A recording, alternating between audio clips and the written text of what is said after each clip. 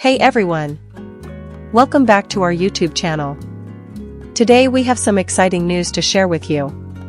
Before I start, please subscribe and follow along as our narrator voice unfolds this exciting revelation. And now, we step into a world where the whispers of romance between Song HYE KYO and Lee Min-ho have finally met the clarity of truth, the hush of speculation surrendering to a voice long silent, a voice now resonating with candor and warmth, gently pulling back the curtain on their story. As you listen, envision the quiet confidence in her tone, the gentle steadiness that carries every word onward, an undercurrent of sincerity that speaks louder than any elaborate stagecraft, and you'll sense the realness of this moment, a moment poised between possibility and reality, released from the weight of rumor and kindled by the spark of personal truth. In a hush that seemed timed with the rhythm of a heart finding its own path, Song HYE KYO's voice emerged, soft yet unwavering, addressing the swirl of speculation with an elegant embrace of clarity. She begins not with a flourish or dramatic pause, but with something more valuable, a steady breath, the kind that says, "I'm here, and this is who I am in this moment." There's no preamble, no protective shield of publicist-crafted phrasing, just her voice, and a truth she chose to share. The words come with measured grace, each syllable carrying the weight of reflection, of consideration, of a personal choice to speak, finally, on what fans and media alike have wondered and whispered about for months. She speaks of connection, of mutual support, and of a friendship that unfolded in the gentle space between two actors who share not only the craft of performance but an understanding of the solitude fame invites. There is no confession of grand declarations or cinematic chemistry. That, she suggests, belongs to the art they both embody, not the reality they each live. Instead, there's a warmth in her description, a recognition of shared laughs on set, of long evenings filled with easy conversation, of two people careful not to let their public personas erase the quiet intimacy of knowing another person's hopes. In her voice, you sense a person who knows the value of boundaries. She speaks of her commitment to privacy, not as a shroud but as a sanctuary. She explains that her silence was not a denial but a choice born of respect for both their individual worlds and the fragile intersection where those worlds might connect. For in her view, relationships are not headlines, they are landscapes to be walked in softly, explored with care. The silence, she says, was never an invitation for rumor, but a quiet breath between one chapter and the next, a pause necessary before a truth could be spoken. Whenever she mentions Lee Min-ho, her tone carries kindness. There's no overstatement, no embellishment.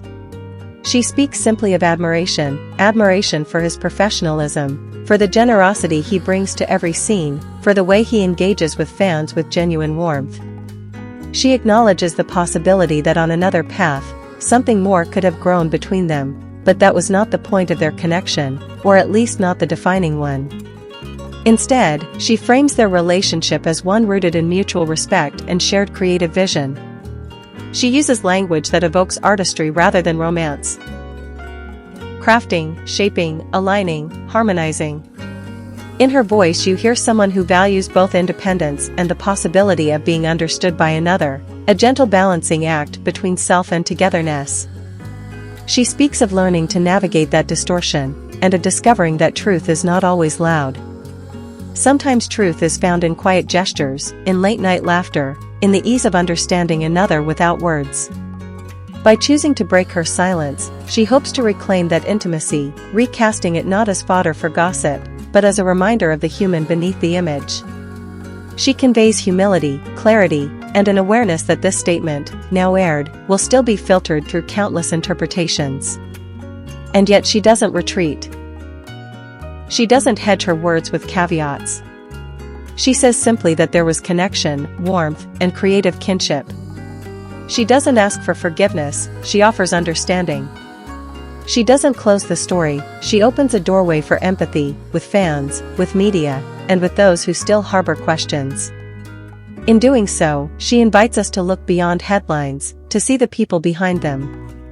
There is a moment, a heartbeat, that you can almost feel, like the silent pause after a long-breathed sentence, where you sense that she's weighing her next words carefully, choosing them not for impact but for honesty.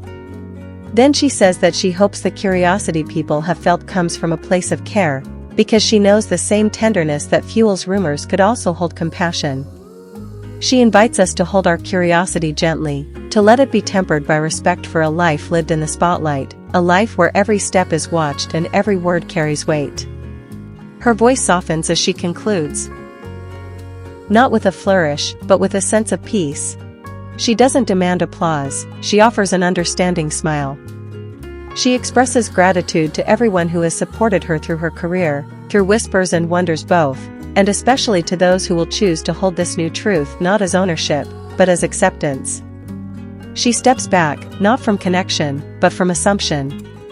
And the space that remains is one of clarity, of endings, and beginnings interwoven by honesty. In that moment, you realize that the story was never about a romance to sell. It was about the power of voice, of choosing when to speak, and what to let go. Song HYE KYO's silence, she suggests, was a gentle barrier, not a wall, and her voice now, a soft unveiling that you're invited to listen to, not to dissect. She understands the cost of fame, how affection can be commodified and mystery turned into marketing. In this moment of clarity, Lee Min-ho remains silent, but she doesn't speak for him. She honors his privacy just as she has fiercely guarded her own. She doesn't assume his perspective, nor does she insert herself into his narrative. Instead, she speaks of him with care, saying only what she knows to be true, that he is someone who listens more than he speaks, who offers support without demanding recognition, who, in moments of stress, brought ease through humor and quiet understanding. And that, she implies, was enough. More than enough. She reflects briefly on the world that surrounded them, the eyes that watched, the fans who speculated, the articles that twisted meaning into marketable mystery. She doesn't blame them. In fact, she admits she once used to read those same stories about other people, back when she was younger, before she understood what it meant to be the subject of them. Now, she knows better. Now, she feels the burden of being constantly interpreted, and she offers that insight as a kind of olive branch, not just to fans, but to everyone watching. She asks us to remember that behind the lens, there is life. And life, she says, is rarely as dramatic as the headlines make it seem. And then, she does something rare. She laughs. Softly. Not dismissively, but with a sort of ironic warmth. It's funny, she says, how two people can become something they never planned to be, in stories they never meant to write. That laugh isn't hiding anything, it's releasing it. The weight, the pressure, the expectation. And just like that, what once felt mysterious becomes something beautifully mundane, two people navigating their lives, doing their best, in the public eye. She takes a moment to thank those who never pushed for answers. The fans who supported from the sidelines, who didn't demand clarity but offered care. To them, she says, she is most grateful. Because they understood that privacy is not secrecy, and that silence is not always avoidance, it can be reverence, it can be self-respect, it can be love in its purest, most protective form. She reminds us that in the world of actors, where performance is everything, authenticity is the most courageous act. And this moment, this clarity, is her act of authenticity. She isn't asking for understanding, she's offering it. She isn't setting the record straight for the sake of drama, she's honoring a chapter of her life with the grace it deserves. The closing thoughts linger like a soft echo. She says she doesn't know if her words will quiet the speculation. Maybe they won't. Maybe they'll stir up more. But that's okay. Because for her, this was never about control. It was about release. And if you believe that real stories deserve real listening, don't forget to like, subscribe and hit that notification bell for more updates on your favorite stars. Thanks for watching, bye.